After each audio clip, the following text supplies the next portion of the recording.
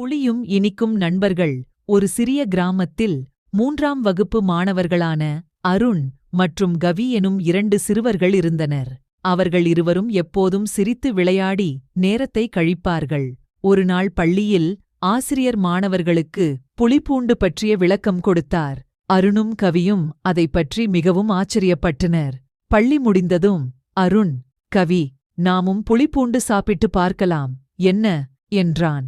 நிச்சயம், புளிப்பூண்டு சாப்பிட்டால் நம்முடைய முகம் எப்படி இருக்கும் என்று பார்த்து சிரிக்கலாம் என்று கவி உடனே ஒப்புக்கொண்டான். அந்த மாலை இருவரும் சந்தையிலுள்ள பழக்கடைக்கு சென்று ஒரு புளிப்பூண்டு கொண்டு வந்தனர்.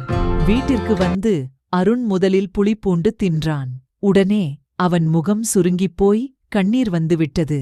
கவி, இது எப்படி இருக்கும் என்று நீயும் சாப்பிடும்போது பார்த்து சிரிக்க வேண்டும் என்று அருண் கூப்பிட்டான். அதை பார்த்து கவி, சரி, நான் முயற்சிக்கிறேன் என்று கூறி புளிப்பூண்டு தின்றான். அவன் முகமும் திடீரென சுருங்கி அருணைப் போலவே சிரித்தான். நீங்கள் இருவரும் என்ன செய்கிறீர்கள் என்று அவர்கள் அம்மா வந்ததும் கேட்டார். அம்மா, புளிப்பூண்டு சாப்பிடுவது எப்படி இருக்கும் என்று பார்த்தோம். அது உண்மையிலேயே சிரிப்பதற்கு சிரமமாக இருக்கிறது என்று கவி சொன்னான். அம்மா, நீங்கள் இருவரும் எப்போதும் ஏதாவது புதியதை முயற்சி செய்கிறேன் என்று ஏன் இப்படிப்பட்ட விஷயங்களை முயற்சி செய்கிறீர்கள் என்று சிரித்துக் கேட்டார். அந்த நாள் முழுவதும் அருணும் கவியும் புளிப்பூண்டு சாப்பிட்ட போது வந்த முகப்பேச்சுகளை நினைத்து சிரித்துக் கொண்டிருந்தனர். அவர்கள் நினைத்ததை விட சில சமயங்களில் சாதாரண விஷயங்கள் கூட பெரிய சிரிப்பைக் கொடுத்து விடுகிறது.